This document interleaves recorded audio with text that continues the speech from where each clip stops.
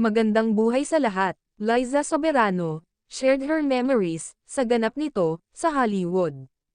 Liza Soberano caption, "The iconic sound, too dumb. Thank you so much, Netflix, for having me." Binahagi nga ni Liza Soberano ang iba't ibang anggulo na kuha sa kanya sa Netflix Tudem 2025. Marami na ang na-experience ni Liza Soberano sa Hollywood na diyan makakamit ng mga bashers na palagi siyang sinisiraan. Masaya si Liza Soberano sa napili niyang tahakin sa kanyang karera. Pero hanggang ngayon, di pa din makamove on ang kanyang mga bashers.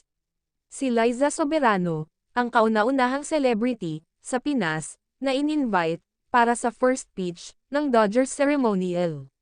Bukod kina Tom Hanks, Mariah Carey, Joe Montana, Chrissy Teigen, who did ceremonial first pitches. And there you are, one of them. Nakaka-proud ka talaga.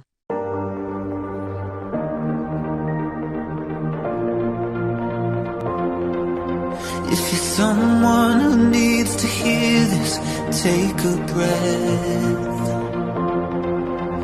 For those who put others first when